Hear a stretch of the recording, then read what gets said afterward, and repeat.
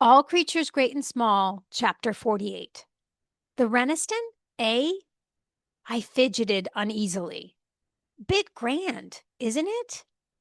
Tristan lay rather than sat in his favorite chair and peered up through a cloud of cigarette smoke. Of course it's grand. It's the most luxurious hotel in the country outside of London. But for your purpose, it's the only possible place. Look, tonight is your big chance, isn't it? You want to impress this girl, don't you? Well, ring her up and tell her you're taking her to the Reniston.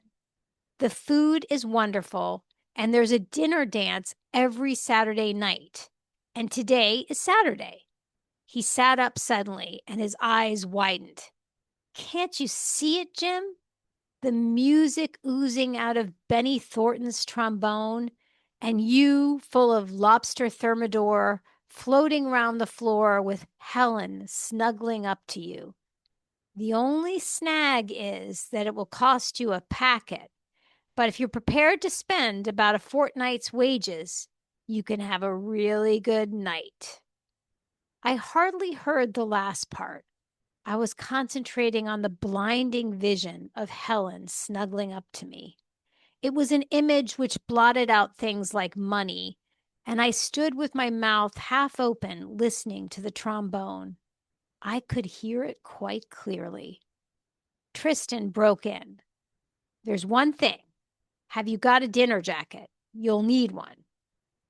Well, I'm not very well off for evening dress. In fact, when I went to Mrs. Pumphrey's party, I hired a suit from Broughton, but I wouldn't have time for that now. I paused and thought for a moment. I do have my first and only dinner suit, but I got it when I was about 17, and I don't know whether I'd be able to get into it. Tristan waved this aside. He dragged the woodbine smoke into the far depths of his lungs and released it reluctantly in little wisps and trickles as he spoke. Doesn't matter in the least, Jim. As long as you're wearing the proper gear, they'll let you in. And with a big, good-looking chap like you, the fit of the suit is unimportant. We went upstairs and extracted the garment from the bottom of my trunk. I had cut quite a dash in this suit at the college dances, and though it had got very tight towards the end of the course, it had still been a genuine evening dress outfit, and as such had commanded a certain amount of respect. But now it had a pathetic, lost look. The fashion had changed, and the trend was towards comfortable jackets and soft, unstarched shirts. This one was rigidly of the old school and included an absurd little waistcoat with lapels and a stiff, shiny fronted shirt with a tall, winged collar. My problems really started when I got the suit on. Hard work, Pennine air, and Mrs. Hall's good food had filled me out, and the jacket failed to meet across my stomach by 6 inches. I seemed to have got taller, too, because there was a generous space between the bottom of the waistcoat and the top of the trousers. The trousers themselves were skin tight over the buttocks, yet seemed foolishly baggy lower down. Tristan's confidence evaporated as I paraded before him, and he decided to call on Mrs. Hall for advice. She was an unemotional woman and endured the irregular life at Skelldale House without a noticeable reaction.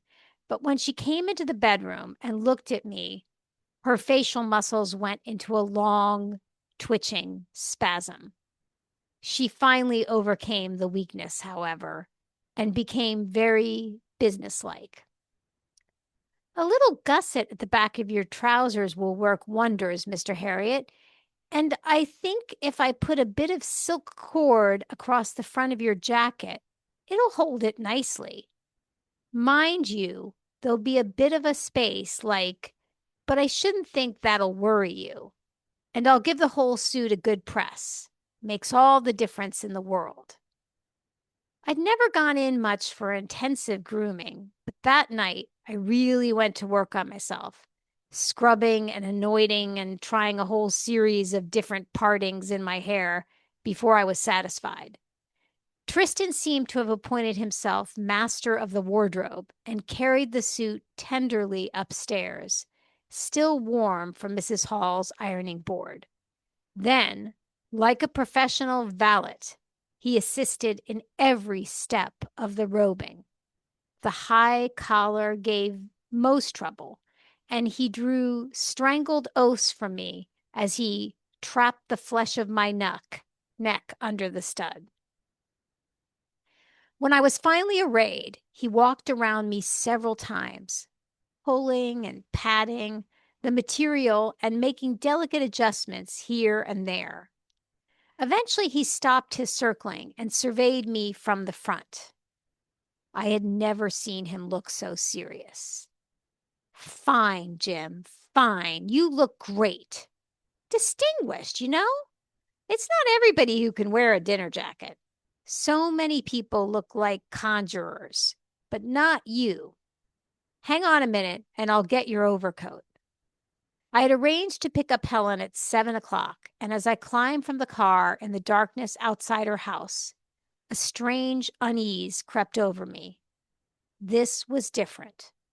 When I had come here before, it had been as a veterinary surgeon, the man who knew, who was wanted, who came to render assistance in time of need. It had never occurred to me how much this affected my outlook every time I walked onto a farm. This wasn't the same thing at all. I had come to take this man's daughter out. He might not like it, might positively resent it. Standing outside the farmhouse door, I took a deep breath. The night was very dark and still. No sound came from the great trees nearby, and only the distant roar of the Darro disturbed the silence. The recent heavy rains had transformed the leisurely, wandering river into a rushing torrent, which in places overflowed its banks and flooded the surrounding pastures.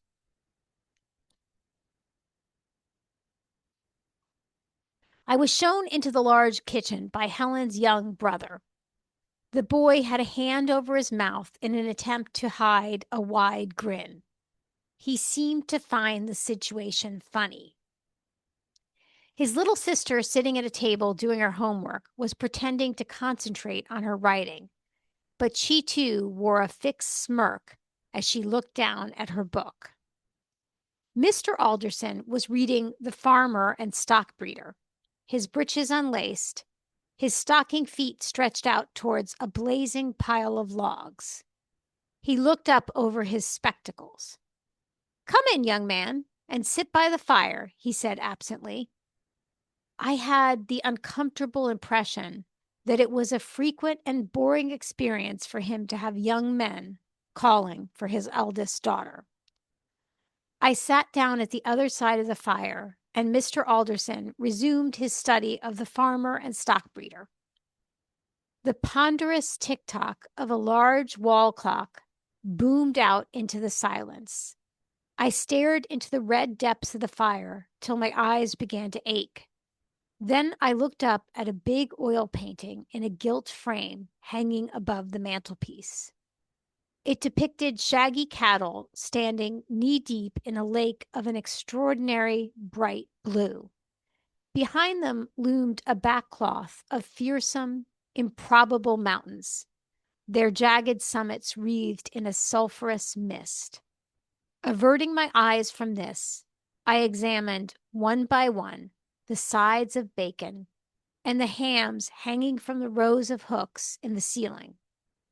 Mr. Alderson turned over a page. The clock ticked on. Over by the table, spluttering noises came from the children. After about a year, I heard footsteps on the stairs. Then Helen came into the room. She was wearing a blue dress, the kind without shoulder straps, that seems to stay up by magic. Her dark hair shone under the single pressure lamp which lit the kitchen, overshadowing the soft curves of her neck and shoulders. Over one white arm, she held a camel hair coat. I felt stunned. She was like a rare jewel in the rough setting of stone flags and whitewashed walls. She gave me her quiet, friendly smile and walked towards me. "Hello, I hope I haven't kept you waiting too long." I muttered something in reply and helped her on with her coat. She went over and kissed her father, who didn't look up, but waved his hand vaguely. There was another outburst of giggling from the table. We went out. In the car, I felt unusually tense, and for the first mile or two, had to depend on some inane remarks about the weather to keep a conversation going. I was beginning to relax when I drove over a little humpbacked bridge into a dip in the road. Then the car suddenly stopped. The engine coughed gently, and then we were sitting silent and motionless in the darkness. And there was something else. My feet and ankles were freezing cold.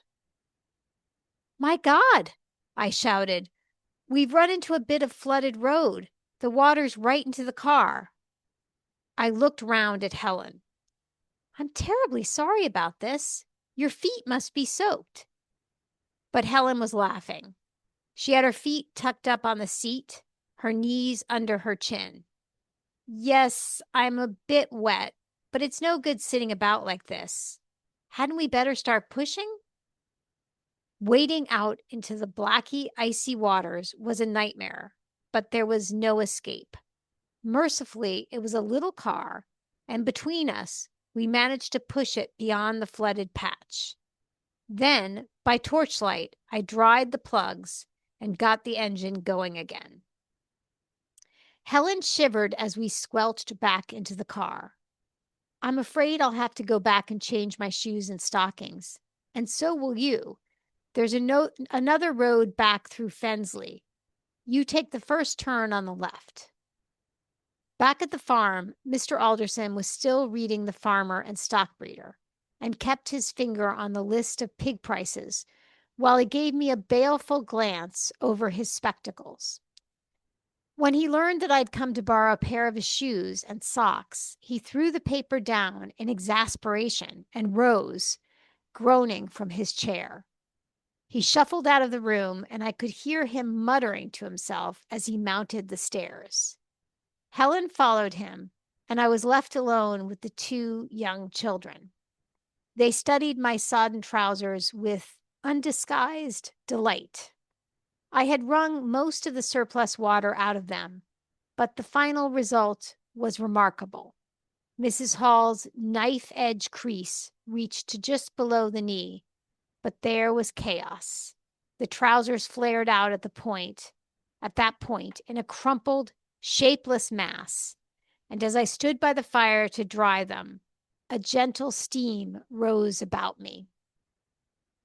The children stared at me, wide-eyed and happy. This was a big night for them. Mr. Alderson reappeared at length and dropped some shoes and rough socks at my feet. I pulled on the socks quickly, but shrank back when I saw the shoes. They were a pair of dancing slippers from the early days of the century, and their cracked patent leather was topped by wide, black silk bows. I opened my mouth to protest, but Mr. Alderson had dug himself deep into his chair and had found his place again among the pig prices. I had the feeling that if I asked for another pair of shoes, Mr. Alderson would attack me with the poker. I put the slippers on. We had to take a roundabout road to avoid the floods, but I kept my foot down, and within half an hour we had left the steep sides of the dale behind us and were heading onto the rolling plain. I began to feel better. We were making good time, and the little car, shuddering and creaking, was going well. I was just thinking that we wouldn't be all that late when the steering wheel began to drag to one side. I had a puncture most days and recognized the symptoms immediately. I had become an expert at changing wheels, and with a word of apology to Helen, was out of the car like a flash. With my rapid manipulation of the rusty jack and brace, the wheel was off within 3 minutes. The surface of the crumpled tire was quite smooth except for the lighter, frayed parts where the canvas showed through. Working like a demon, I screwed on the spare, cringing inwardly as I saw this tire was in exactly the same condition as the other. I steadfastly refused to think of what I would do if its frail fibers should give up the struggle. By day, the Reniston dominated Broughton like a vast medieval fortress, bright flags fluttering arrogantly from its 4 turrets. But tonight it was like a dark cliff with a glowing cavern at street level where the Bentleys discharged their expensive cargoes. I didn't take my vehicle to the front entrance, but tucked it away quietly at the back of the car park. A magnificent commissionaire opened the door for us, and we trod noiselessly over the rich carpeting of the entrance hall. We parted there to get rid of our coats, and in the men's cloakroom, I scrubbed frantically at my oily hands. It didn't do much good. Changing that wheel had given my fingernails a border of deep black, which defied ordinary soap and water, and Helen was waiting for me. I looked up in the mirror at the white-jacketed attendant hovering behind me with a towel. The man, clearly fascinated by my ensemble, was staring down at the wide bow Perot shoes and the rumpled trouser bottoms. As he handed over the towel, he smiled broadly as if in gratitude for this little bit of extra color in his life. I met Helen in the reception hall, and we went over to the desk. "What time does the dinner dance start?" I asked. The girl at the desk looked surprised. "I'm sorry, sir. There's no dance tonight. We only have them once a fortnight." I turned to Helen in dismay, but she smiled encouragingly. "It doesn't matter," she said. "I don't really care what we do." "We can have dinner anyway," I said. I tried to speak cheerfully, but a little black cloud seemed to be forming just above my head. Was anything going to go right tonight? I could feel my morale slumping as I padded over the lush carpet, and my first sight of the dining room didn't help. It looked as big as a football field, with great marble pillars supporting a carved, painted ceiling. The Reniston had been built in the late Victorian period, and all the opulence and ornate splendor of those days had been retained in this tremendous room. Most of the tables were occupied by the usual clientele, a mixture of the country aristocracy and industrialists from the West Riding. I had never seen so many beautiful women and masterful-looking men under one roof, and I noticed with a twinge of alarm that though the men were wearing everything from dark lounge suits to hairy tweeds, there wasn't another dinner jacket in sight. A majestic figure in white tie and tails bore down on us. With his mane of white hair falling back from the lofty brow, the bulging waistline, the hooked nose, and imperious expression, he looked exactly like a Roman emperor. His eyes flickered expertly over me, and he spoke tonelessly. "You want a table, sir?" "Yes, please," I mumbled, only just stopping myself saying "sir" to the man in return. "A table for 2. "Are you staying, sir?" This question baffled me. How could I possibly have dinner here if I wasn't staying? "Yes, I'm staying." The emperor made a note on a pad. This way, sir. He began to make his way with great dignity among the tables, while I followed abjectly in his wake with Helen. It was a long way to the table, and I tried to ignore the heads which turned to have a second look at me as I passed. It was Mrs. Hall's gusset that worried me most, and I imagined it standing out like a beacon below the short jacket. It was literally burning my buttocks by the time we arrived. The table was nicely situated, and a swarm of waiters descended on us, pulling out our chairs and settling us into them, shaking out our napkins and spreading them on our laps. When they had dispersed, the emperor took charge again. He poised a pencil over his pad. "May I have your room number, sir?" I swallowed hard and stared up at him over my dangerously billowing shirt front. "Room number? Oh, I'm not living in the hotel. Not staying." He fixed me for a moment with an icy look before crossing out something on the pad with unnecessary violence. He muttered something to one of the waiters and strode away. It was about then that the feeling of doom entered into me. The black cloud over my head spread and descended, enveloping me in a dense cloud of misery. The whole evening had been a disaster and would probably get worse. I must have been mad to come to this sumptuous place dressed up like a knockabout comedian. I was as hot as hell inside this ghastly suit, and the stud was biting viciously into my neck. I took a menu card from a waiter and tried to hold it with my fingers curled inwards to hide my dirty nails. Everything was in French, and in my numb state, the words were largely meaningless. But somehow I ordered the meal, and as we ate, I tried desperately to keep a conversation going. But long deserts of silence began to stretch between us. It seemed that only Helen and I were quiet among all the surrounding laughter and chatter. Worst of all was the little voice which kept telling me that Helen had never really wanted to come out with me anyway. She had done it out of politeness and was going through a boring evening as best she could. The journey home was a fitting climax. We stared straight ahead as the headlights picked out the winding road back into the dales. We made stumbling remarks. Then the strained silence took over again. By the time we drew up outside the farm, my head had begun to ache. We shook hands, and Helen thanked me for a lovely evening. There was a tremor in her voice, and in the moonlight her face was anxious and withdrawn. I said goodnight, got into the car, and drove away.